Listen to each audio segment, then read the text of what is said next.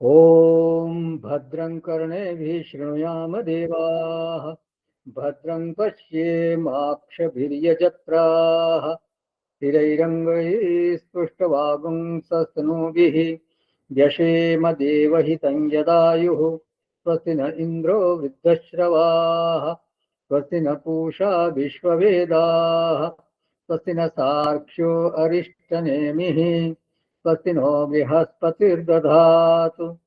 ओम शांति शांति शांति।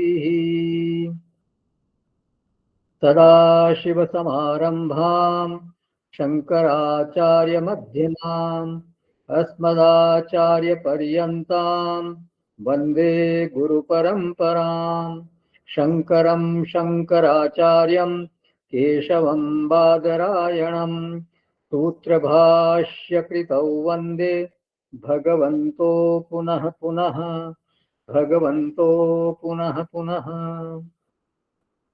ॐ पार्थाय प्रतिबोधितां भगवता नारायणेन स्वयं व्यासेन ग्रथितां पुराणमुनिना मध्ये महाभारतम् अद्वैतामृतवर्षिणीं भगवतीम् अष्टादशाध्यायिनीम् अम्ब त्वामनुसन्दधामि भगवद्गीते भवद्वेषिणी। नमोऽस्तु ते व्यासविशालबुद्धे पुल्लारविन्दायतपत्रनेत्र येन त्वया भारततैलपूर्णः प्रज्वालितो ज्ञानमयप्रदीपः प्रपन्नपारिजाताय स्तोत्रवैत्रैकपाणये ज्ञानमुद्राय कृष्णाय गीतामृतदुहे नमः। सर्वोपनिषदो गावो दोग्धा गोपालनन्दनः पार्थो वत्सः सुधीर्भोक्ता दुग्धं गीतामृतं महत्। वसुदेवसुतं देवं कंसचाणूरमर्दनं देवकी परमानन्दं कृष्णं वन्दे जगद्गुरुं। कृष्णं वन्दे जगद्गुरुं। कृष्णं वन्दे जगद्गुरुं। हरि ओम। राधे राधे गोविंद गोपाल राधे माधवा। राधे राधे गोविंद गोपाल राधे माधवा। गोविंद राधे माधवा गोपाल राधे केशवा। गोविंद राधे माधवा गोपाल राधे केशवा। राधे राधे गोविंद गोपाल राधे माधवा। राधे राधे गोविंद गोपाल राधे माधवा। हरे कृष्णा कृष्ण कृष्णा हरे हरे। हरे रामा राम राम हरे हरे। हरे कृष्णा कृष्ण कृष्ण हरे हरे। हरे राम राम राम हरे हरे। हरे कृष्णा कृष्ण कृष्ण हरे हरे। हरे राम राम राम हरे हरे। राधे राधे गोविंद गोपाल राधे माधवा। राधे राधे गोविंद गोपाल राधे केशवा। राधे राधे गोविंद गोपाल राधे माधवा। हरि ओम तत्सत। धन्यवाद डॉक्टर साहब। तो ये जो 6 विषयों का प्रकरण भगवान ने शुरू किया था 19वें श्लोक से, तो उसका अंतिम प्रकरण चल रहा है, सुख का प्रकरण। अब तक इस प्रकरण में 5 विषयों की गुण दृष्टि से मीमांसा हो चुकी है। इस मीमांसा में एक बात सामने आई कि सात्विक कर्म का, सात्विक ज्ञान का, सात्विक कर्ता का, सात्विक बुद्धि का और सात्विक धृति का परस्पर एक संबंध है। और इसी तरह से राजसिक का भी और तामसिक का भी आपस में संबंध है। हमारे व्यक्तित्व की संरचना के ये अवयव दिखाई देते हैं, और यदि इनका शुद्धिकरण करना हो तो जो शुद्धि की दिशा है, जो विकास की दिशा है, उसका भी साधक को इससे ज्ञान होता है। विकास की दिशा माने ज्ञान को, कर्म को, बुद्धि को, धृति को सत्व की ओर ले जाना, सत्व गुण की ओर ले जाना। देखिए, ये भी एक प्रकार का ज्ञान है। व्यक्ति के जीवन की दिशा क्या होनी चाहिए, ये उसको ज्ञान होना चाहिए। आज भले ही हम उस स्थिति में नहीं है, लेकिन यदि दिशा हमारी स्पष्ट हो तो उस रास्ते पर व्यक्ति चल सकता है, धीरे धीरे वो आगे बढ़ सकता है। और यदि सबने विचार किए बिना ही ये मान लिया हो कि समृद्धि की ओर बढ़ते जाना ही वास्तव में विकास है, समृद्धि की ओर बढ़ते जाना ही प्रगति है, तो ये तो एक तरह से भेड़ चाल की तरह से बढ़ने वाली बात हो जाएगी। तो समृद्धि का जो है वो विकास में अंतर्भाव होना चाहिए। माने आत्म विकास की दिशा में चलेंगे तो समृद्धि तो अपने आप आएगी ही आएगी। माने यदि सत्कर्म करता है व्यक्ति, यदि वो नियतम कर्म करता है, संग रहितम है, सात्विक करता है, स्थिति उत्साह समन्वित है, तो उसके जीवन में निश्चित रूप से समृद्धि आएगी। तो अब ये अलग बात है कि समृद्धि को कौन कौन किस तरह से पैमाना, किसका समृद्धि का क्या है। कोई छोटे से मकान में और 2 पहिए वाहन में ही आनंद में है, और कोई बड़ी लग्जरी गाड़ियां हैं और बहुत बड़ा बंगला है तो भी उसमें खुश नहीं है। समृद्धि मतलब क्या? व्यक्ति के पास जो है वो उसके जीवन में जो उसको चाहिए उतना मिल जाए। घर एक छत है, सिर पे पहनने को कपड़े हैं, खाने को भोजन है, और छोटी मोटी जरूरतों के लिए उसके पास अगर है तो, अगर संतुष्ट है तो वो सब बिल्कुल समृद्ध है। तो वो तो ये है कि बहुतों के अरबों रुपए हैं तो भी वो संतुष्ट नहीं है, तो फिर वो समृद्ध नहीं कहे जाएंगे। तो जो इस तरह के जो कर्म करता है कोई व्यक्ति, तो उसके दोनों लक्ष्य पूरे हो जाते हैं, अभ्युदय भी और चित्त शोधन भी। तो इस मार्ग पर चलने वाले का वो बिल्कुल ये नहीं समझना चाहिए कि वो अभ्युदय से वंचित हो जाएगा। मतलब माने आत्म विकास के मार्ग पर चलने वाले का अभ्युदय निश्चित रूप से होता ही होता है, लेकिन अभ्युदय जो है वो सेकेंडरी चीज होनी चाहिए। असली चीज है चित्त का परिष्कार, चित्त का शोधन। तो अगर दिशा सही है तो फिर चित्त धीरे धीरे परिष्कृत होता जाएगा। तो इस प्रकरण में व्यक्तित्व की संरचना के अवयव हैं जिनको समझकर हमें अपनी दिशा तय करनी चाहिए। अगर अभी दिशा सही नहीं है तो दिशा में सुधार का प्रयत्न हमारे को अवश्य करना चाहिए और उसका उपाय करना चाहिए। तो आत्मबुद्धि प्रसादजम सुखम यत् तत् सात्विकम। तो देखिए, इसमें हमारा स्वार्थ ही है कि हम संग्रहित होकर के कर्म करें, आसक्ति रहित होकर कर्म करें, नियत कर्म करें, जिससे हमें सात्विक सुख की प्राप्ति हो। अब वो तो चूंकि जो ये स्वार्थ है वो लौकिक घृणित स्वार्थ से विलक्षण है, इसलिए हम इसको निस्वार्थ बोल देते हैं अथवा परमार्थ बोल देते हैं, लेकिन वास्तव में है तो ये स्वार्थ ही हमारा अभिष्ट है, हमारा चाहिए ये। भगवान भाष्यकार ने बोला एक जगह, इतरत पूर्वस्ति मूढ़ात्मा यस्तु स्वार्थे प्रमाद्यति। अरे मूढ़, तेरा स्वार्थ तो इस मार्ग में है और उसमें तू प्रमाद करता है। चित्त के प्रक्षालन में तुम्हारा स्वार्थ है, उसी से तो सात्विक सुख की उत्पत्ति होगी, तो वो तो हमें चाहिए। एक बार ये तय हो जाए तो उसके बाद तो हर वो चीज जो चित्त को मलिन करती हुई मालूम पड़ेगी फिर वो छूटेगी। जब लगा कि अहंकार को धारण करने से मेरी बुद्धि मलिन हुई, बुद्धि में गंदगी आई, तो फिर अहंकार टूटेगा, हटेगा। उसकी जगह क्या आएगा? उसकी जगह विनय आएगा। क्रोध करने से चित्त में मलिनता आई।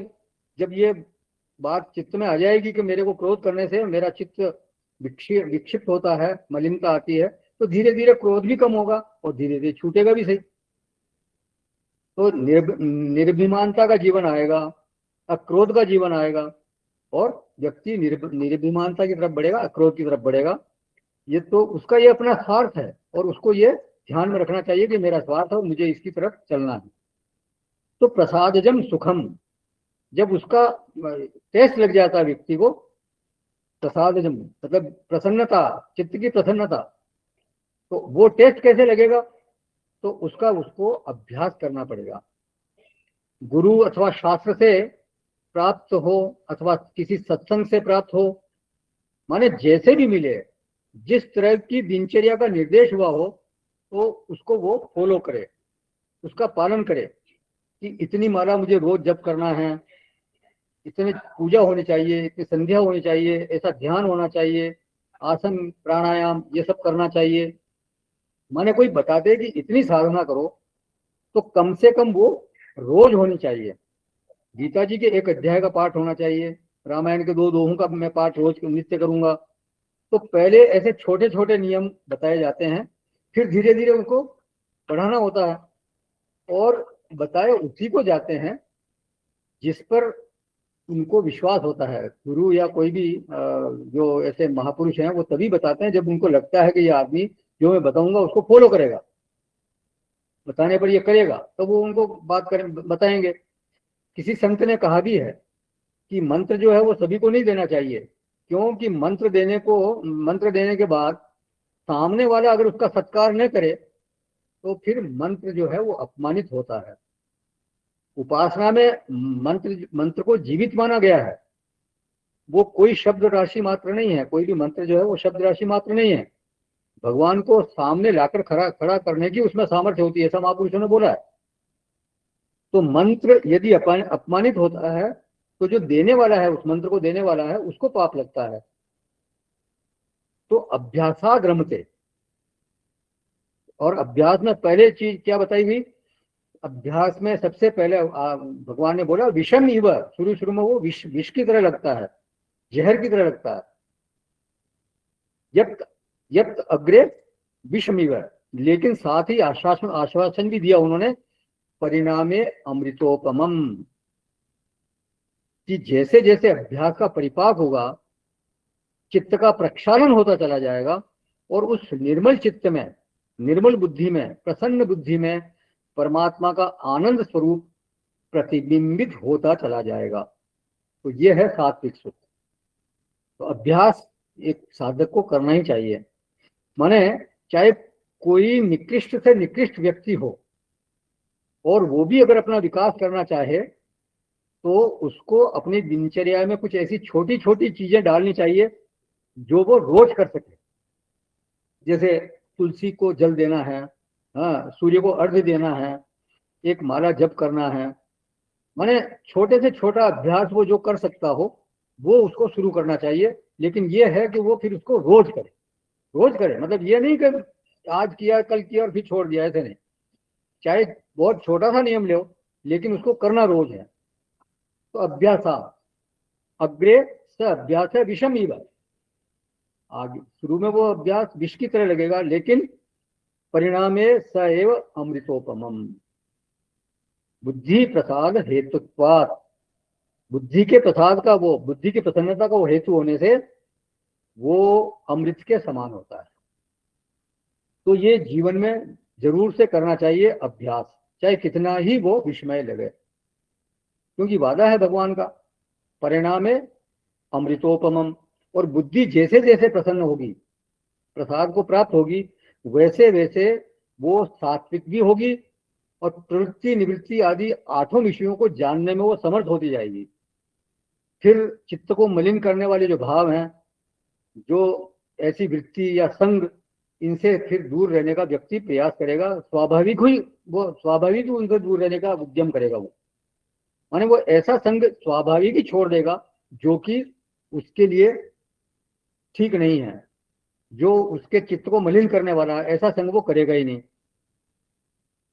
तो व्यक्ति को ये नियम लेना चाहिए, वो दिनचर्या में सुधार करे, कर्म में सुधार करे, जिस तरह की साधना का नियम लिया है उसने, वो रोज उसको करे। तो कर्म में सुधार से बुद्धि में सुधार होगा, उससे उसके कारण कर्ता में सुधार होगा, और अंततः जो अंतिम फल है ज्ञान में सुधार होगा, और फिर क्या होगा, सात्विक सुख की तरफ व्यक्ति चल पड़ेगा। तो अब राजसिक सुख की पहचान कराते हैं। वो राजसिक सुख की पहचान किस लिए करा रहे हैं? पकड़ने के लिए नहीं, उसको ग्रहण करने के लिए नहीं, बल्कि छोड़ने के लिए। उसके लक्षणों को पहचानो और उनको छोड़ने का प्रयास करो। तो ये जो सुख है इसमें थोड़ी सी पराधीनता है। देखिए, सुख की उत्तमता का जो पहला लक्षण किया था, पहले हमने चर्चा की थी, सबसे पहला लक्षण है सुख की उत्तमता का, वो है स्वाधीनता। किसी प्रकार की कोई अपेक्षा ही नहीं होती, बाह्य विषयों की कोई अपेक्षा नहीं है सात्विक सुख में। उसके बाद स्थिरता, फिर तीसरा लक्षण है तीव्रता, और चौथा लक्षण है आयास रहितता। उसमें किसी प्रकार का कोई आयास नहीं है, कोई श्रम नहीं है। और पांचवा और सबसे जरूरी लक्षण, उस सुख का परिणाम दुख नहीं है, उस सुख का परिणाम सुख ही है। उस सुख की उत्तमता के जो मुख्य सूत्र हैं वो ये 5 ही हैं। सात्विक सुख की, कोई भी सुख है उसकी उत्तमता के 5 सूत्र ही हैं। तो सात्विक सुख में जो है वो स्वाधीनता होगी, क्योंकि बुद्धि निर्मल है, और निर्मलता मात्र होने से सुख की अभिव्यक्ति हो गई। और वो भी इतनी कि किसी भी विषय से आपको इतना सुख नहीं मिल, इससे इतना सुख नहीं मिल सकता। विषय से मिलने वाला सुख है वो तो राजसिक होगा। तो राजसिक सुख कैसा है, इसके लक्षण अब भगवान बताते हैं। ये 38वां श्लोक है, 18वें अध्याय का 38वां श्लोक, 38 ऑफ 18th चैप्टर। विषयेन्द्रिय संयोगात् यत्तदग्रे मृतोपमं परिणामे विषमिव तत्सुखं राजसंस्मृतम्। जो सुख विषय और इंद्रियों के संयोग से होता है, वह पहले भोग काल में अमृत के तुल्य प्रतीत होने पर भी परिणाम में विष के तुल्य है, इसलिए वह सुख राजस कहा गया है। 1 सेकेंड।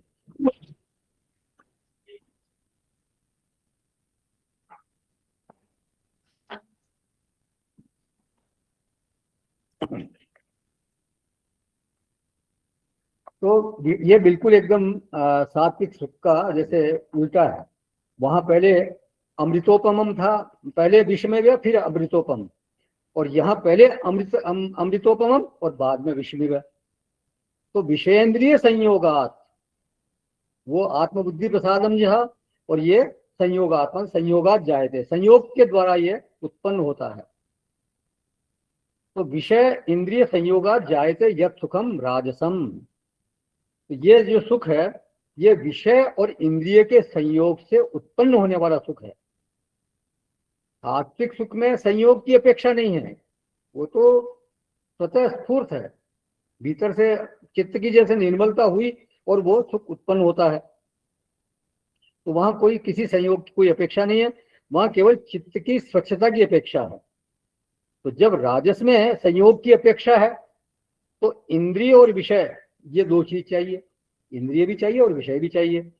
अब इसमें पहली बात तो यह है कि कोई भी संयोग होता है वो वियोगांत होता है, उसका निश्चित रूप से उसका अंत वियोग में ही होगा।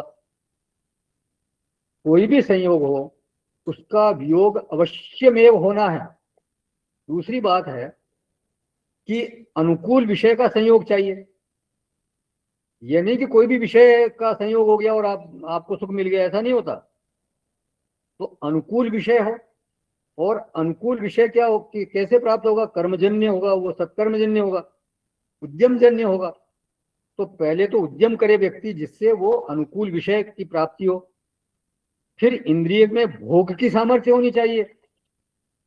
कई बार क्या है, विषय तो उपस्थित है लेकिन इंद्रिय में या शरीर में वो सामर्थ्य नहीं है। आपको डायबिटीज हो गई, आप और आपको कहे कि वही भैया मिठाई खाओ, अब आप कहोगे मैं कैसे खाऊं, मैं तो मुश्किल हो जाएगी। फिर इंद्रिय में सामर्थ्य हो लेकिन मन में रुचि नहीं हो तो भी वो सुख प्राप्त नहीं हो सकता। हमेशा हर चीज की रुचि मन में होती नहीं। तो ये कुछ शर्तें हैं जो कि पूरी होनी चाहिए, तभी वो सुख होगा। तो संयोगित सुख में वासनानुसारी विषय हो, जो जैसे हमारे संस्कार है उसके अनुकूल विषय हो, और फिर इंद्रिय भी समर्थ हो और मन में उस विषय के प्रति रुचि हो। ये सारा जब संयोग बनेगा तब जाकर के फिर उस सुख की वृत्ति का अंतःकरण में जन्म होगा। माने एक वृत्ति विशेष का वहां जन्म होगा जिसमें आत्मानंद प्रतिबिंबित होगा। देखिए, सुख जो है वो विषय में नहीं होता। विषय तो केवल वृत्ति निर्माण का एक निमित्त बनता है। विषय में अगर सुख हो जब तो फिर हर एक को एक ही जैसा सुख होगा, ऐसा थोड़ी होता है। विषय में सुख नहीं है, आपके भीतर जाके वो आपके संस्कार के अनुकूल अगर विषय हुआ तो विषय के साथ संसर्ग, इंद्रिय का संसर्ग होने से एक वृत्ति का निर्माण होता है और वो वृत्ति फिर आपको आनंद की अनुभूति कराती है। उसी में आत्मानंद प्रतिबिंबित होता है। तो वृत्ति विशेष का निर्माण हुआ, उसमें आत्मा आनंद आत्मा प्रतिबिंबित हुआ, और चूंकि वृत्ति विशेष है इसलिए वो आनंद भी विशेष है। और चूंकि परिस्थिति का वो स्थापक जो कर्म है वो अनित्य है, इसलिए परिस्थिति भी अनित्य है, और परिस्थिति अनित्य है इसलिए संयोग भी अनित्य है, और इसलिए वृत्ति अनित्य है, और इसलिए आनंद विशेष भी अनित्य है। वृत्ति भी फिर अनित्य होगी। मतलब कोई जब कर्म अनित्य है तो आगे का सारा जो चयन है वो सब अनित्य है। तो यहाँ पराधीनता है। क्यों पराधीनता है? क्योंकि विषय के साथ संयोग के बिना वो सुख हो नहीं सकता। तो आप या पहले तो विषय की प्राप्ति हो और फिर आप वो आपके अनुकूल विषय हो और फिर आपकी इंद्रिय में भी सामर्थ्य हो, दोनों का संयोग जब होगा तब वो सुख होगा, नहीं तो नहीं होगा। तो पराधीनता हो गई। तो विषय, इंद्रिय, रुचि ये सब अनुकूल होने चाहिए, फिर आयास भी होना चाहिए, कोई ना कोई श्रम भी होता है उसमें, और ये सब समीकरण बनाना फिर कठिन होता है। और सब अनुकूल होते हुए भी ये कहते हुए सुना जाता है कि इसमें अगर ये थोड़ा सा ये होता तो ज्यादा ठीक होता।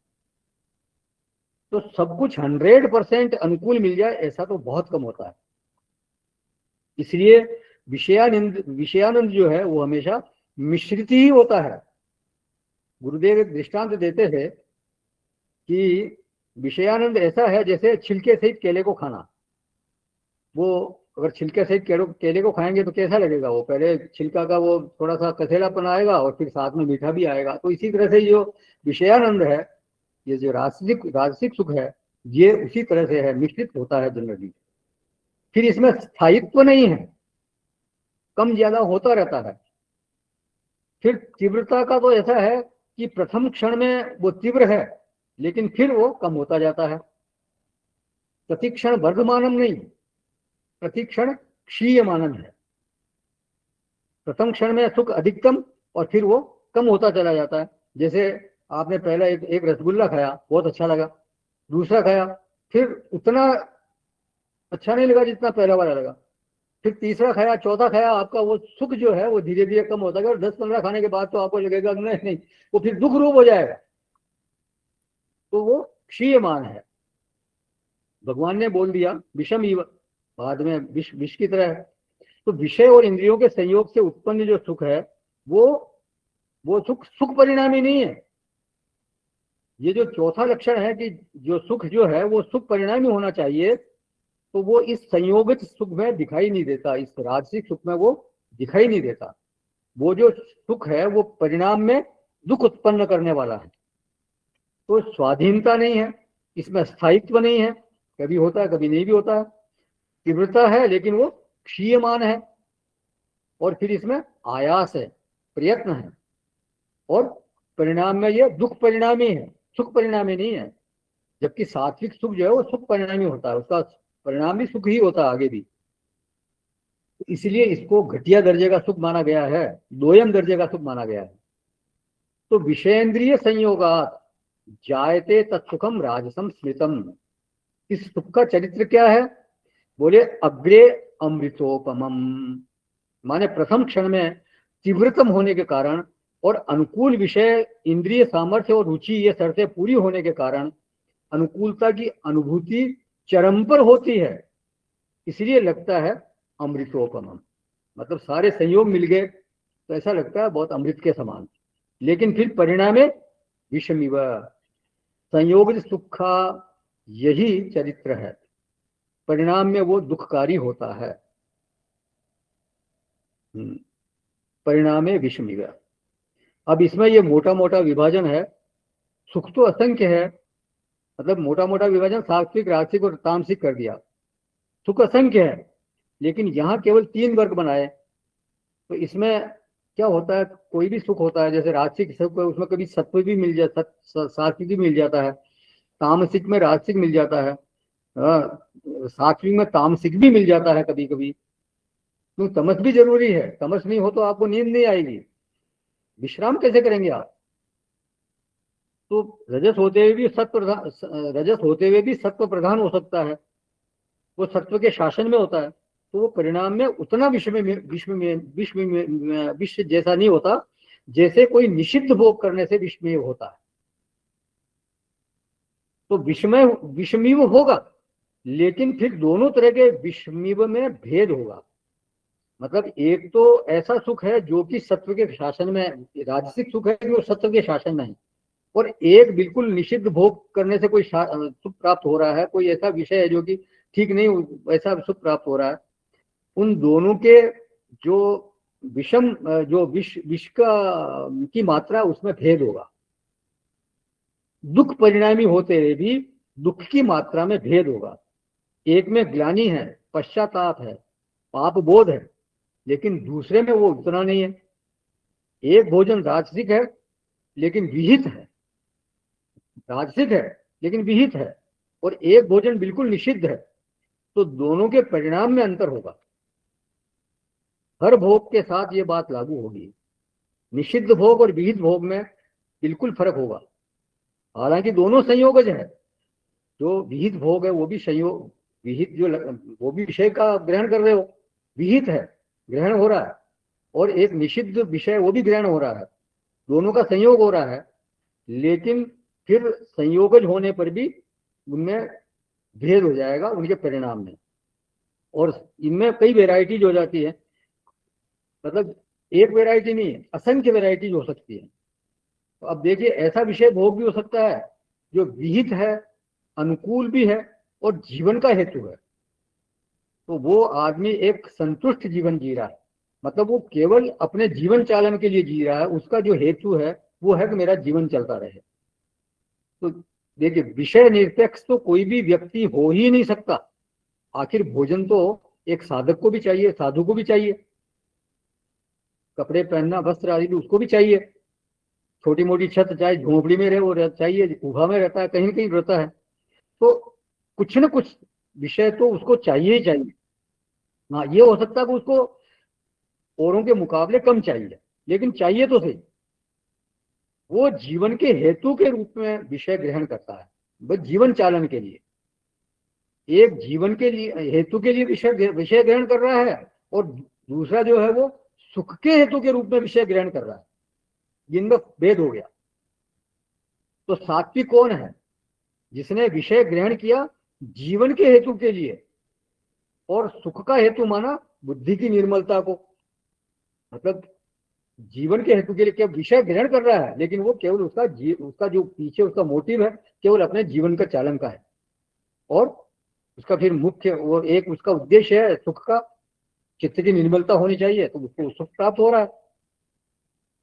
अब राजसिक का क्या है, सुख का हेतु भी विषय भोग है और जीवन का हेतु भी विषय भोग है, मतलब वो विषय भोग कर रहा है, जीवन का हेतु तो है ही है, लेकिन साथ में सुख का मोटिव भी है, विषय से उसको सुख भी चाहिए। और कभी ऐसा भी होता है, और कभी क्या होता ही है, अक्सर होता है कि सुख के हेतु के लिए जीवन का हेतु अगर बिगड़ता भी हो तो व्यक्ति बिगाड़ लेता है, उसको दाव पे लगा देता है।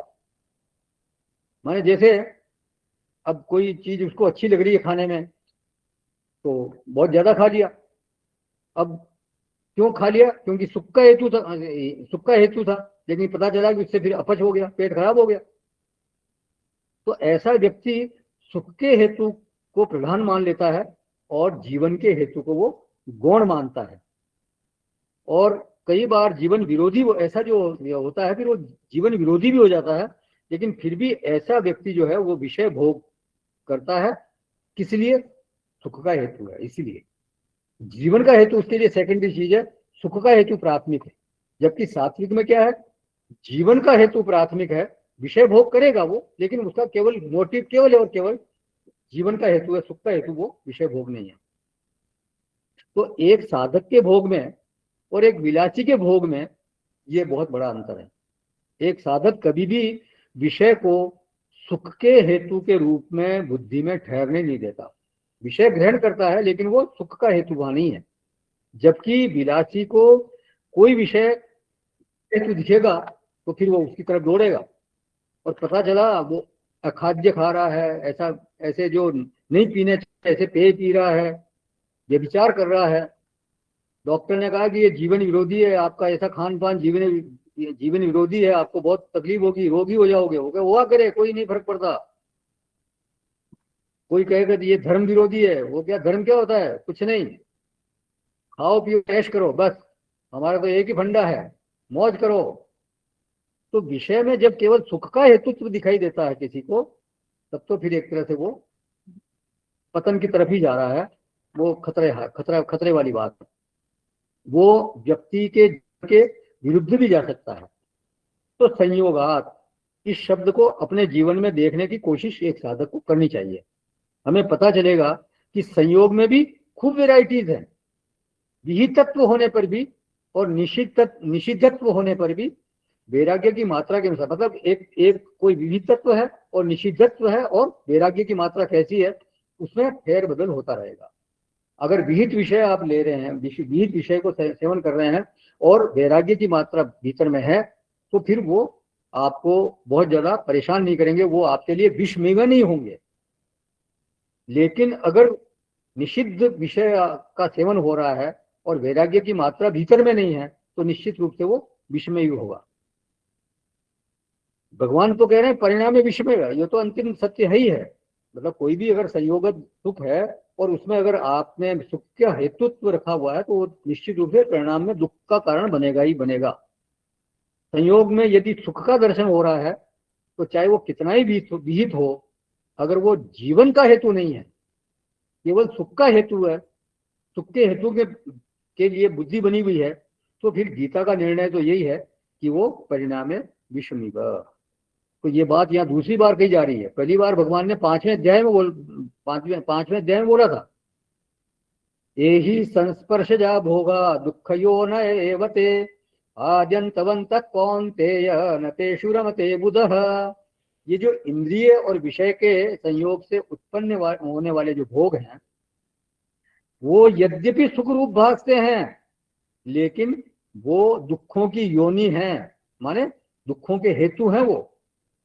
और इसलिए जो ये ये आदि और अंत वाले हैं, मतलब ये अनित्य है। इसलिए हे अर्जुन, इसमें जो बुद्धिमान व्यक्ति है, जो समझदार लोग हैं, वो इसमें रमण नहीं करते, वो इसमें फंसते नहीं है। तो भगवान का निश्चय तो यही है कि जो संयोगित सुख है वो दुख परिणामी ही होगा। वो सुख परिणामी कभी नहीं हो सकता। संयोगत सुख बिल्कुल ये निश्चित है दुख परिणाम होगा, अंततः उसका जो पर्यवसान होगा वो दुखमय होगा। हाँ, ये जरूर है कि आपेक्षिक रूप से निषिद्ध की अपेक्षा जो विहित भोग है, विहित विषय है, वो उससे प्राप्त सुख जो है वो कम दुख परिणामी होगा। लेकिन दुख परिणामी तो निश्चित रूप से होगा, ये बिल्कुल तय बात है। भागवत जी में कहा गया, विषय ग्रहण जीवन का हेतु है। विषय ग्रहण जीवन का हेतु है, इसलिए विषय ग्रहण होना चाहिए, लेकिन उसमें सुख हेतु बुद्धि होना यह ठीक नहीं होना। मतलब सुख बुद्धि नहीं होनी चाहिए। कोई भी विषय ग्रहण कर रहे हैं तो उसमें केवल जीवन का हेतुत्व दिखे, उसमें सुख का हेतुत्व न दिखे। यहां तक कि जो गृहस्थाश्रम के सुख है वो भी जीवन के हेतु माने गए हैं, क्योंकि संस्कारों में ऐसी तीव्रता होती है व्यक्ति के, किसी किसी के, तो वो जो गृहस्थ धर्म है वो उसके फ्रस्ट्रेशन को रोकता है, फ्रस्ट्रेशन को कम करता है, और इसलिए वो जीवन का हेतु है। वो नव सृजन करता है, इसलिए जीवन का हेतु है। तो इसलिए एक साधक का भाव जो है वो जीवन के हेतु की ओर होना चाहिए, दुख के हेतु की ओर नहीं होना चाहिए। मुख्य बात भगवान की जो कहना चाहते हैं वो ये है। अब दुख परिणामी माने क्या? तो भगवान भाष्यकार ने कहा कि 7 चीजों की जो है वो हानि होती है प्राय। बल, वीर्य, रूप, प्रज्ञा, धनोत्साह हानि। मतलब बल, वीर्य, रूप, प्रज्ञा, धन, उत्साह, 6 चीज हो गई, और एक और है इसमें, बल, वीर्य, रूप, प्रज्ञा, 4, धन, उत्साह अभी आ जाएगा। तो इनमें से शरीर में जो है वो बल की हानि दिखाई देती है। भोगी व्यक्ति जो है वो प्राय निर्बल हो जाता है। बहुत ज्यादा भोग अगर कोई करता है तो उसका परिणाम होता है कि वो निर्बल होता है। जीवन विरोधी होने पर भी वो सुख को हेतु मान करके भोग करता है। तो इससे क्या होता है, शारीरिक बल घटता है उसका। तो शरीरगत जो बल है, यहाँ बल शब्द का तात्पर्य बौद्धिक बल या दूसरा बल नहीं, आत्मिक बल नहीं, केवल शरीर का बल। यहाँ जो बल की बात है वो शरीर के बल की बात है। तो वो शरीर का बल उसका घटता है। फिर रूप बल के, हाँ ये रूप रह गया था। रूप जो है वो भी देहगत है। जो संयमी नहीं है, जो स्वच्छंद भोगी है, वो व्यक्ति का जो है वो रूप, उसके भीतर जो है वो प्रकाश नहीं होता, उसके चेहरे पर प्रकाश नहीं होता, तेज नहीं होता। उसके चेहरे पर एक आभा होनी चाहिए, वो आभा नहीं होती। तो व्यक्ति का रूप जो है वो लिंग बनता है संयम का, सौम्यता का, एक चिन्ह बनता है। अगर किसी के चेहरे पर तेज दिखाई देता है, इसका मतलब वो संयमी व्यक्ति है। लेकिन ये जो है ये तो असंयमी है, तो विषय भोग करता है, इसमें किसी प्रकार का संयम नहीं है, इसलिए इसका तेज भी होता नहीं चेहरे पर। कठोपनिषद में नचिकेता ने बोला, स्वभावमर्त्यस्य यदंत कैतत सर्वेन्द्रियाणाम जरयन्ति तेजः। ये जो भोग जो है आप जो बता रहे हो, मेरे को भोग देने की बात कर रहे हो, ये कल तक रहेंगे या नहीं ये पता नहीं, ये अनित्य है। और संपूर्ण इंद्रियों के तेज को ये जीर्ण शीर्ण करने वाले हैं, समाप्त करने वाले हैं। तो वहां भाष्यकार ने लिखा, भोगा अनर्था ये वेते धर्म वीर्य प्रज्ञा तेजो यश प्रभृति नाम क्षिपयित्वात्। बोले ये जो भोग हैं ये धर्म, वीर्य, प्रज्ञा, तेज और यश आदि को नष्ट करने वाले होते हैं, और इसलिए ये अनर्थ के हेतु माने गए हैं। तो रूप माने मुख का तेज, मुख की आभा, वो चाहिए, लेकिन वो उसके क्षीण हो जाती है, उसकी हानि हो जाती है। ऐसा भी देखा जाता है समाज में कि कई जो महात्मा लोग हैं उनको ज्ञान बहुत ज्यादा न भी हो, लेकिन उनका जीवन संयमित होने से, उनका व्यक्तित्व संयमित होने से उनके भीतर एक सौम्यता होती है, उनमें एक तेज होता है, उनका व्यवहार मधुर होता है, तो वो फिर समाज में पूज्य होते हैं। और लेकिन कई व्यक्ति ऐसे भी हैं जो बिल्कुल एकदम चेहरे पर वो 12 बज रहे हैं, धूमकेतु की तरह, बिल्कुल एकदम मलिन चेहरा। तो वो पटर पटर बोलेगा, लेकिन फिर उसकी तरफ उसको कोई महत्व देता नहीं, उसकी तरफ कोई ध्यान देता नहीं है, कोई पूछता नहीं उसको। तो बल क्षीण होता है, फिर रूप क्षीण होता है। फिर वीर्य क्या है, ये अंतःकरण का एक विशेष बल है, क्योंकि बल और वीर्य समानार्थी है। वैसे कहा ना, वीर्य भी बल का ही एक पर्यायवाची है, लेकिन वीर्य का माने है आत्मबल। तो संयम से जनित एक नैतिकता का बल उसके भीतर होता है, उसी को बल बोला जाता है, उसको कहते हैं वीर्य। तो जो असंयमित भोग करता कोई व्यक्ति, तो उसके वीर्य की भी हानि होती है। फिर अंतःकरण में 2 विशेष वृत्तियां और होती हैं, प्रज्ञा और मेधा। इनका भी संयम से सीधा संबंध है। प्रज्ञा का मतलब है ज्ञान वृत्ति, जो वो ऐसी ज्ञान वृत्ति जो जानने में समर्थ है। प्रकृष्ट रूपेण ज्ञायते इति प्रज्ञा। प्रज्ञा का मतलब है कि वो प्रकृष्ट रूप से जान सकती है, बहुत अच्छी तरह से जान सकती है, उसको बोलते हैं प्रज्ञा। तो वो ज्ञान वृत्ति विषय विषय में प्रवेश नहीं कर पाती, किसी भी विषय में प्रवेश करने में असमर्थ रहती है।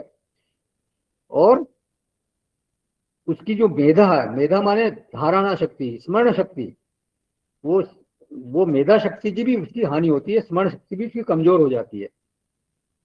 फिर बाद में है उत्साह, मतलब असंयमी व्यक्ति जो होता है वो एक तरह से उसमें उत्साह होता नहीं, लुंज पुंज, बिल्कुल निरुत्साही होता है, प्रवृत्ति में ही उसकी रुचि होती है। उत्साह माने क्या, प्रवृत्ति के लिए हमेशा तैयार रहे। तो जितनी उत्साह समझ विषय का भगवान ने जो सात्विक करता है उसके लिए, तो एक कर्ता के लिए उत्साह जो है वो बहुत जरूरी होता है। लेकिन जो निरुत्साही है उसको जो है हर काम पहाड़ सा लगता है, उसको उसको कोई काम बताओ तो उसका पहला रिएक्शन क्या होगा, ये तो बहुत कठिन है, नहीं हो पाएगा। तो उत्साह भंग है, संयम बिगड़ा हुआ है। तो वो क्या है, जो असंयमित भोग करता है, इसलिए ये सारी चीजें उसकी हानि हो जाती है। तो ये 6 चीजें तो हो गई व्यक्तिगत, माने व्यक्ति के भीतर भी इनकी हानि होती है। फिर 7वां है धन। धन जो है वो बहिरंग चीज है, बाहर की चीज है। जो विलासी व्यक्ति होता है उसको धन की हानि निश्चित रूप से होगी, क्योंकि विलास सिद्ध ही नहीं हो सकता धन के बिना। तो कोई भी विलास अगर कोई व्यक्ति करता है, विलासी व्यक्ति है, उसको तो धन तो खर्च करना ही पड़ेगा। समाज में देखा ही जाता है, कई लोग ऐसे विलासी होते हैं तो पता नहीं कहाँ कहाँ किस किस तरह से खर्च करते हैं। कोई जुआ खेलता है, कोई वो ऐसे क्या बोलते हैं, वो पब वगैरह में ऐसे कहीं कहीं जाते हैं और वो लगाते हैं, क्या कहते हैं, वो ड्रग्स वगैरह इस तरह से लेते हैं, विलासी जीवन। तो वहां फिर धन का कोई वो देखते नहीं, जितनी मर्जी हो उतना खर्च करो। अभी आप देखो शराब की दुकान पे लाइन लगी रहती है और वहां वो भावताव नहीं करते, वो तो जो बोला वो पैसे देते हैं। तो ऐसे धन का वहां हानि होती है। तो बल, वीर्य, रूप, उत्साह, धन आदि की जो हानि है, यह ये लोक में दुख का परिणाम है। मतलब इस लोक में ये दुख दुख रूप ही है ये सारे। ये इनकी हानि जो है वो, इतनी हानि होगी तो निश्चित रूप से उसे दुख की ही प्राप्ति होगी एक व्यक्ति को।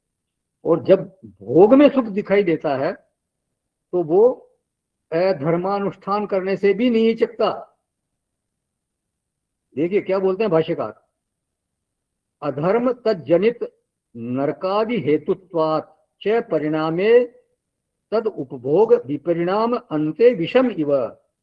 बोले अधर्म और उससे उत्पन्न नरक आदि का हेतु होने से उपभोग के पश्चात वह परिणाम में विष के समान होता है। मतलब वो क्या है कि वो विषय भोग के लिए अधर्म भी करता है, को तो विलास चाहिए, भोग चाहिए, तो वो अधर्म भी करता है। और उस अधर्म के परिणाम स्वरूप क्या होता है, नरक नरक आदि की उसको प्राप्ति होगी। तो वो फिर इसलिए उपभोग के पश्चात वो विषमीव होगा। तो ऐसे जो व्यक्ति है उसके द्वारा जीवन में निषिद्ध आचरण होता है और निषिद्ध कर्म को वो करता है। उपार्जन में भी वो निषिद्ध उपार्जन करता है और भोग में भी उसका निषिद्ध भोग करता है। माने भोग के लिए वो कैसे भी धन का अर्जन करेगा, एन केन प्रकार ने, भाई हुक और कुक, कैसे भी धन अर्जन करे, विहित हो चाहे अविहित रास्ता हो, वो उसमें फिर वो विचार ही नहीं करता। उसे तो धन कमाना है बस, चाहे उसके लिए वो चोरी करे, तस्करी करे, डाका डाले, हाँ, ड्रग्स का धंधा करे, मिलावट का धंधा करे, कुछ भी करे, कोई भी कानूनी गैर कानूनी काम करने में वो बिल्कुल हिचकता नहीं है। और उसके पीछे जो मोटिव है वो क्या है, केवल और केवल भोग, बस उसको भोग करना है। और उस भोग के द्वारा मिलने वाला उसको सुख, अंतिम मोटिव तो यही है, सुख। भोग किस लिए करेगा, सुख प्राप्त करने के लिए। अब उससे परलोक बिगड़ता है तो बिगड़ा करे, उसकी तरफ को उसको ध्यान जाता ही नहीं है। तो ये लोक में, इस लोक में 7 चीजों की हानि होती है और उसको परलोक भी उसका बिगड़ जाता है। तो संयोगात सुखम, ये सुख तो है, इसको कोई मना नहीं कर सकता, सुख है, अनुकूल वेदना हो रही है इसलिए सुख तो है, लेकिन उसमें परिणाम में इह लोक में दुख, इस लोक में दुख है, और मरणोपरांत नरक की उसको प्राप्ति होती है। अब इसमें करना क्या चाहिए? तो करना ये चाहिए कि जीवन हेतुत्व पर ध्यान दिया जाए और विहितत्व पे ध्यान दिया जाए। मतलब कोई भी भोग हो, विषय भोग हो, तो उसमें यह जरूर ध्यान रखे साधक कि इसमें जीवन का हेतु है, या मुख्य रूप से जीवन का हेतु होना चाहिए। वहां सुख का हेतु सेकेंडरी, जीवन का हेतु तो प्राइमरी। तो सुख का हेतुत्व न देख करके जीवन का हेतुत्व देखे, और वो विहित है या नहीं है। अविहित भोग नहीं करना, निषिद्ध भोग नहीं करना, विहित भोग ही करना है। कम से कम इन दो चीजों पर जरूर ध्यान देना चाहिए, और फिर जितना जल्दी संभव हो उतना जल्दी आत्म प्रसादजम की तरफ चलना चाहिए। वहां अगर सुख का हेतुत्व दिख गया, मतलब आत्म प्रसादजम में, निर्मल चित्त की निर्मलता में, चित्त के प्रशांति में अगर उसको सुख दिख गया, तो फिर इससे छुटकारा मिलने की संभावना हो जाएगी। नहीं तो एक बात हमेशा ध्यान में रखनी चाहिए कि सुख के बिना तो कोई भी व्यक्ति जी नहीं सकता, चाहे वो सुख कैसा भी हो। कोई भी जीव मात्र, केवल मनुष्य नहीं, जीव मात्र को सुख चाहिए। तो सुख तो चाहिए ही चाहिए, वो चाहे घटिया दर्जे का ही सुख हो, वो सुख तो चाहिए उसको। यदि हम जल्दी से जल्दी उत्तम सुख को नहीं खोज लेते, तो फिर निम्न सुख को ही हमारे को अपनाना पड़ेगा, क्योंकि सुख के बिना तो आदमी जी नहीं सकता। सुख ही जीवन का आधार है, वो तो व्यक्ति को फिर चाहिए ही चाहिए।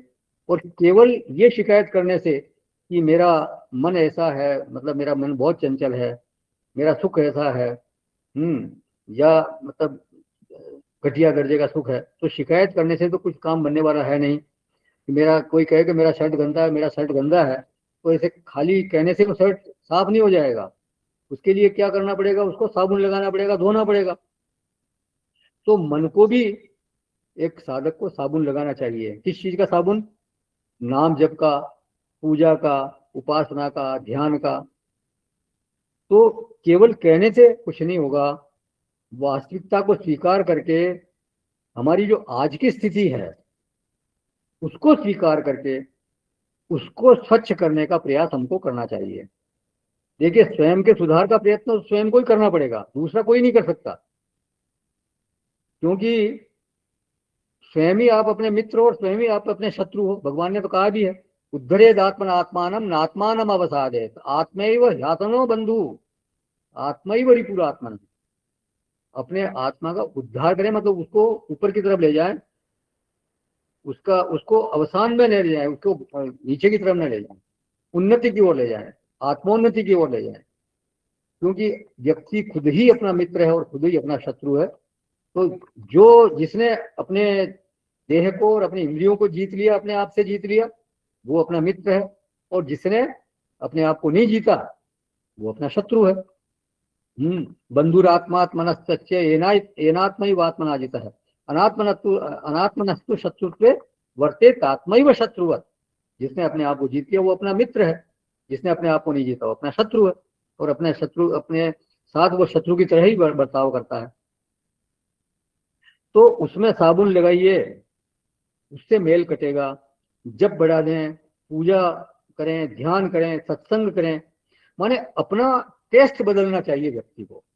दुख परिणामी सुख हमारे को नहीं चाहिए, हमारे को सुख परिणामी सुख चाहिए, जिसका परिणाम भी आगे भी सुख हो, ऐसा सुख हमारे को चाहिए। यदि ये बात समझ में आ जाए कि एक ऐसा सुख भी है जिसका परिणाम भी सुख है, वो बल बढ़ा देता है, वो उत्साह बढ़ा देता है, वीर्य बढ़ा देता है, प्रज्ञा बढ़ा देता है, मेधा बढ़ा देता है, धर्म भी बढ़ा देता है, धन भी बढ़ा देता है। तो कोई ऐसा सुख है, और वो अपने स्वयं के हाथ की बात है, हम कर सकते हैं उसको, उनको इसको प्राप्त कर सकते हैं। तो अगर ऐसा मालूम पड़े एक व्यक्ति को, तो फिर उसकी तरफ क्यों नहीं जाएगा? वो जरूर जाएगा। तो पहले अभ्यास से शुरू करें, छोटे छोटे अभ्यास से शुरू करें। आरंभ बिंदु तो वही है, जहां भी हमारी स्थिति है उसमें थोड़ा थोड़ा हमारे को शास्त्रों से जान के या किसी गुरु आदि से जान करके क्या अभ्यास हमें करना चाहिए। जैसे मैंने बताया ना भाई, तुलसी को जल पर चढ़ाना है, सूर्य को अर्घ्य देना है, एक माला जप करना है, थोड़ा सा प्राणायाम करना है, उपासना करनी है, बैठना है, ध्यान करना है, जितना हो सके बैठे तो सही। थोड़ा थोड़ा अगर अभ्यास करेंगे तो धीरे धीरे वो अभ्यास बढ़ेगा। तो वो आप करेंगे नहीं, बैठेंगे नहीं तो कुछ होने वाला नहीं है।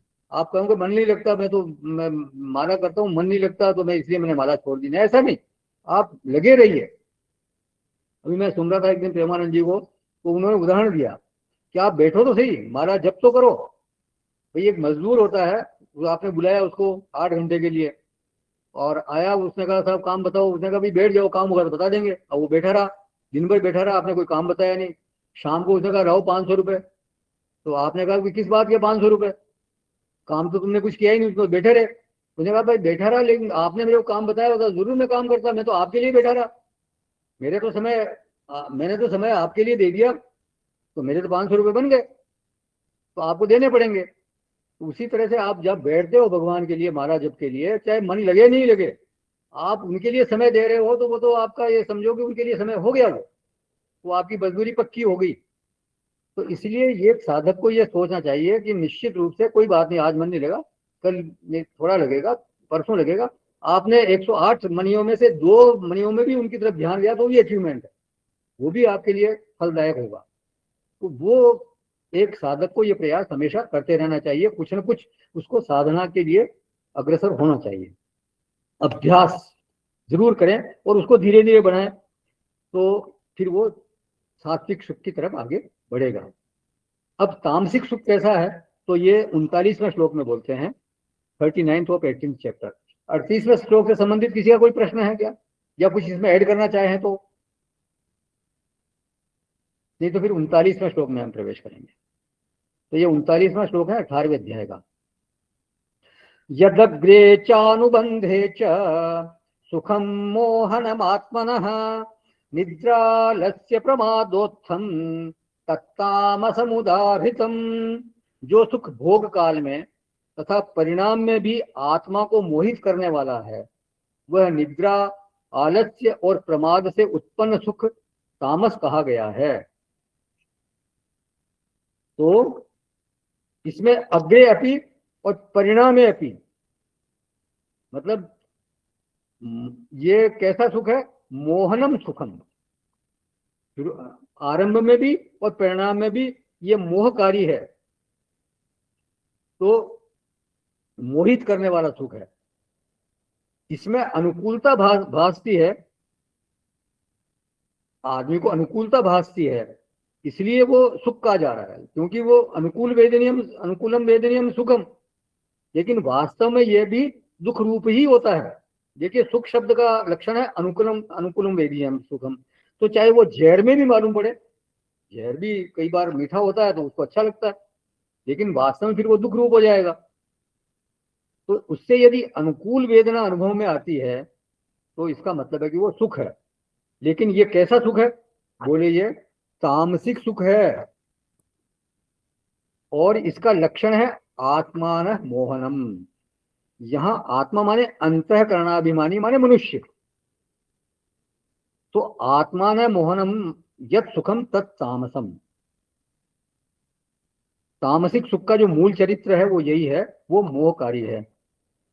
उसका मूल प्रभाव क्या है, ज्ञानम आवृत्य तु तमः प्रमादे संजय 14वें अध्याय में बोला भगवान ने, तमोगुण जो है वो ज्ञान को ढक करके प्रमाद में लगाता है। तो तमस का जो है वो मुख्य कारण यही है, वो ज्ञान को बिल्कुल आवृत कर देता है, ढक देता है। तो यहाँ क्या कह रहे हैं, आत्मान मोहनम, व्यक्ति बिल्कुल मोहित हो जाता है, उसके ज्ञान पर, उसकी बुद्धि पर एक तरह का आवरण पड़ जाता है, पर्दा पड़ जाता है, और ज्ञान पूरी तरह से ढक जाता है। भीतर भले ही ज्ञान की कुछ दीप्ति हो सकती है, लेकिन आवरण के कारण वो फिर ज्ञान प्रभावी नहीं होता। ज्ञान हो सकता है उसके भीतर है, लेकिन वो आवरण ऐसा पड़ जाता है कि वो ज्ञान प्रभावी नहीं रहता। बोले ऐसा सुख कहाँ से पैदा होता है, जैसे कोई ऐसा होता है ना, जो कोई पी लेता है तो उसको होश नहीं रहता, मतलब वो फिर डगमगाता है इधर उधर, तो वो उसी तरह से इसकी स्थिति हो जाती है, समझे आप। तो ऐसा सुख पैदा कैसे होता है, क्या संयोग से पैदा होता है क्या, या प्रसाद से पैदा होता है? बोले नहीं, उत्थम, ये उठता है। कहाँ से उठता है, बोले निद्रा आलस्य प्रमाद उत्थम। निद्रा आलस्य और प्रमाद से यह पैदा होता है। ये तीनों माने जो निद्रा आलस्य और प्रमाद है, ये ज्ञान को आवरण करने वाली वृत्तियां हैं, ज्ञान को ढकने वाली वृत्तियां हैं। 14वें अध्याय में भी बोला भगवान ने, तमस्व ज्ञान जब विद्धि मोहनम सर्वदेहि नाम प्रमाद आलस्य निद्रा भी तन्नि बदनाति भारत। देहधारियों को मोहित करने वाले तमोगुण को अज्ञान से उत्पन्न जान, वो इस जीव को निद्रा आलस्य और प्रमाद से बांधता है। प्रमाद मोह तमस भवतो ज्ञानमेव च, तमोगुण से प्रमाद और मोह उत्पन्न होते हैं और अज्ञान भी होता है, ऐसा वहां 14वें अध्याय में कहा। तो तमोगुण का ये मुख्य लक्षण है प्रमाद, आलस्य, निद्रा, और उसके कारण क्या होता है, मोह। अब इसमें भी मोह से भी सुख निकलता है, मतलब आलस्य में मजा आता है व्यक्ति को, आनंद से सो रहे हैं, बस मौज हो रही है। प्रमाद में सुख मिलता है।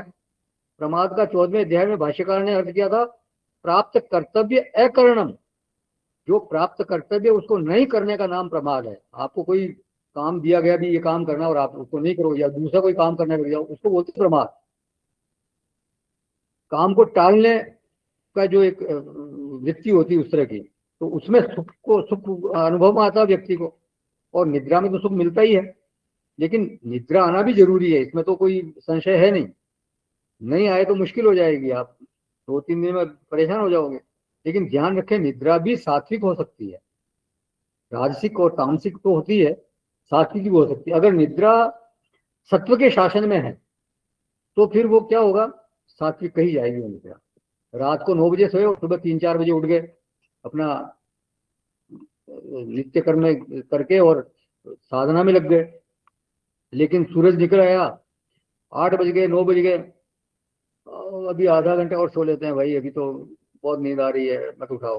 कोई उठाते हैं तो भी नहीं उठते हैं। तो आजकल के बच्चे आप जानते होंगे, तो ये तो फिर एक तरह से तामसिक निद्रा कही जाएगी। तो उत्थम, ये जो सुख है ये उठता है। और कई लोग ऐसे भी देखे जाते हैं कि हमेशा अलसाए हुए प्रमाद में, बिल्कुल हाँ, बिल्कुल बात करो तो भी ऐसे बिल्कुल आधी निद्रा में वो बात करेंगे। ऐसे कोई भी काम कहो कर देंगे बाद में, अभी टाइम नहीं है, या मतलब टालने की उनकी वृत्ति रहती है, एक स्वभाव ही बन गया टालने का। तो ये ऐसे लोग जो है वो तामसिक सुख को ही असली सुख समझते हैं। लेकिन एक साधक को तो इस सुख के प्रति निश्चित रूप से सावधान रहना चाहिए। उसे तो तामसिक सुख और राजसिक सुख से दूर रहने का प्रयास निरंतर करते रहना चाहिए। तामसिक तो बिल्कुल नहीं, राजसिक है तो फिर उससे राजसिक से सात्विक की तरफ चले। तामसिक को तो बिल्कुल नो, बिल्कुल उसको तो एकदम हटा ही देना चाहिए। अगर दिनचर्या में बदलाव की आवश्यकता हो तो जरूर करना चाहिए। संयमित भोजन करे, संयमित रहन सहन हो, नियमित व्यायाम, नियमित जप, ध्यान, प्राणायाम, ये सब साधना, इनके द्वारा धीरे धीरे सात्विक सुख की तरफ बढ़ा जा सकता है। ये जो तामसिक सुख है ये आरंभ में और परिणाम में दोनों ही क्षणों में बंधनकारी है, मोहकारी है। आरंभ में भी और परिणाम में भी। मोहकता तो आरंभ में भी है और परिणाम में भी है। यदग्रे चानुबंधे च, भाष्यकार ने उसका लिखा है, अवसान उत्तर काले, आरंभ में भी और परिणाम में भी उसका एक ही चरित्र है, मोहनम। मतलब वो मोहकारी है, वो व्यक्ति को सही मतलब उल्टी एक तरह से वो सही समझ नहीं पाता चीजों को। तो राजसिक सुख में क्या है, अग्रे अमृतोपम, उसमें कुछ तो शुरू में तो उसको अच्छा भासता है थोड़ा, परिणाम में भले वो विष में विष की तरह है, जहर की तरह है, लेकिन शुरू में तो अमृत की तरह लगता ही है, आरंभ में अमृत के समान है। लेकिन यहाँ तो दोनों ही काल में, प्रारंभ में भी और परिणाम में भी वो मोह कारक है। और सात्विक सुख में क्या है, अग्रे भले विषमी वह है लेकिन परिणाम में अमृतोपमम। तो ये तीनों तरह के सुख का यहाँ भगवान ने वर्णन किया। तो ये 19वें से लेकर 39वें श्लोक तक एक प्रकरण जो था 6 विषयों का, ये समाप्त हुआ। इससे पहले एक त्याग का प्रकरण लिया था। तो हमने शुरू में बताया 7 विषय इस अध्याय में है, तो 7 विषयों का यहाँ समापन हो गया। अब 40वें श्लोक में इस प्रकरण का एक तरह से उपसंहार है। भगवान कहते हैं कि धरती पर, आकाश में या देवलोक में भी कोई भी वस्तु ऐसी नहीं है जो कि त्रिगुण से रहित हो। कोई भी सत्व माने कोई भी सत्तात्मक चीज ऐसी नहीं है जो त्रिगुण से रहित हो, इन 3 गुणों से रहित हो। इसका मतलब है कि सर्वम त्रिगुणमयम। तो इसके बारे में अगली कक्षा में अपन चर्चा करेंगे। किसी का कोई प्रश्न है या कुछ ऐड करना है तो करें, नहीं तो समापन करेंगे। जाइएगा नहीं कहीं। ओम पूर्णमदः पूर्णमिदं पूर्णात् पूर्णमुदच्यते पूर्णस्य पूर्णमादाय वशिष्यते। शांति शांति शांति शांति। हरि ओम श्री गुरुभ्यो नमः। हरि ओम। हाँ सुमन जी, हरि ओम, नमस्कार।